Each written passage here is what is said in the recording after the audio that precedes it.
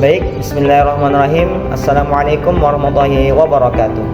Di sini saya dari program studi ilmu Al-Quran dan Tafsir dengan nama Ahmad Siddiq dan NIM 211104011003. Di sini saya akan menjelaskan secara singkat salah satu tokoh orientalis barat, yakni Angelika Nirwit dengan pemikirannya serta proyek Corpus Coranicum. Yang kami akan bahas di sini ada 3 poin, yakni yang pertama adalah biografi beliau, yang kedua adalah pemikiran tentang Al-Quran, dan yang ketiga adalah proyek Corpus Coranicum itu sendiri. Baik, untuk biografi beliau itu dilahirkan, nama lengkap beliau itu adalah Angelika Nirwit, lahir pada tanggal 04 November 1947 di Nyeonguk atau Wasser. Nah, beliau ataupun ia terkenal sebagai ahli sastra Arab dikarenakan latar pendidikannya itu memang latar pendidikan bahasa, khususnya kajian-kajian bahasa yang berbau Arab atau Arabik. Jadinya kontribusi beliau itu memang dalam sastra Arab yang besar, dengan tujuan untuk dapat memahami pemikirannya tentang Al-Quran. Nah, hal ini juga dilandasi atau terbukti dengan terbentuknya proyek beliau, yakni proyek Corpus Coranicum di Berlin. Nah, proyek tersebut itu memfokuskan pada kajian-kajian literatur Arab. Untuk pemikirannya sendiri tentang Al-Quran, beliau itu yang pertama membagi bahwa Al-Quran itu ada pra-kanonisasi dan post-kanonisasi. Nah, di mana pra-kanonisasi tersebut adalah Al-Quran yang hidup di zaman Nabi atau di zaman Rasulullah SAW. Sedangkan post-kanonisasi tersebut adalah Al-Quran yang telah mengalami modifikasi ataupun pembukuan dan sudah ada di zaman sekarang.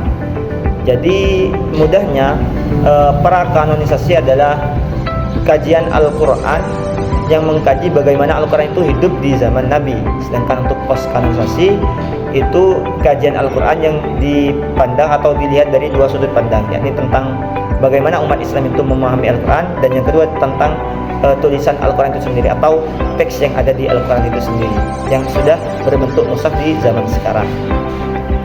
Untuk pemikiran yang kedua yakni tentang kajian intertekstualitas, di mana kajian intertekstual ini dimaksudkan untuk menganalisis sejumlah teks atau sastra yang dinilai memiliki bentuk-bentuk hubungan tertentu antara satu sama yang lain.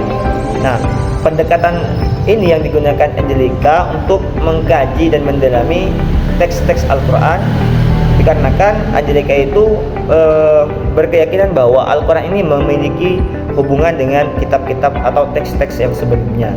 Jadinya penggunaan pendekatan intertekstualitas ini sangat cocok untuk mengkaji Al-Quran dari segi sastra atau kebahasaan teks Al-Quran itu sendiri dengan mengaitkan hubungan-hubungan dengan teks-teks sebelumnya.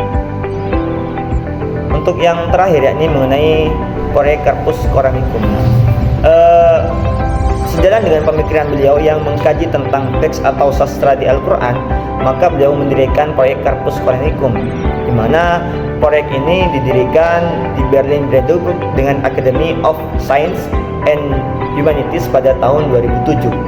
Tujuan utama dari proyek tersebut adalah untuk membantu orang-orang di Barat khususnya agar dapat memahami Al-Quran dengan lebih baik. Nah, tujuan lainnya Al-Quran ini memudahkan masyarakat untuk memahami secara kontekstual isi dari Al-Quran, di mana bentuk proyeknya itu yakni dengan mengumpulkan berbagai manuskrip Arab dikumpulkan menjadi satu dan dikaitkan atau dikaji secara satu persatu dan dilihat hubungannya dengan Al-Quran.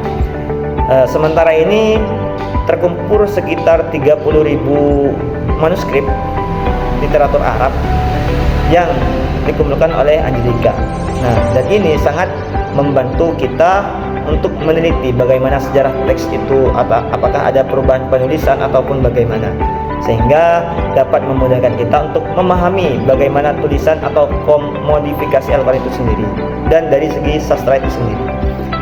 Jadi kesimpulan dari pemikiran beliau yakni beliau itu meneliti tentang bagaimana pendekatan intelektualitas ini untuk mengkaji sastra atau kata-kata yang ada di Al-Quran, atau kemudiannya tulisan yang ada di dalam Al-Quran. Sehingga dengan pendekatan ini, dengan menggunakan beberapa manuskrip, ditemukan beberapa pemahaman yang dapat menggunakan pemahaman masyarakat atau pemahaman para pengkaji, sehingga memunculkan era baru atau memunculkan hal yang baru. Tentunya pemikiran dari Angelica Netwick ini sangat bermanfaat bagi kaum orientalis maupun kaum Islam itu sendiri, sehingga beliau sangat berkontribusi atas pemahaman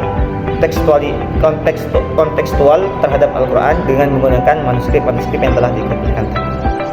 Mungkin sekian yang dapat kami sampaikan, kurang lebihnya mohon maaf. Assalamualaikum warahmatullahi wabarakatuh.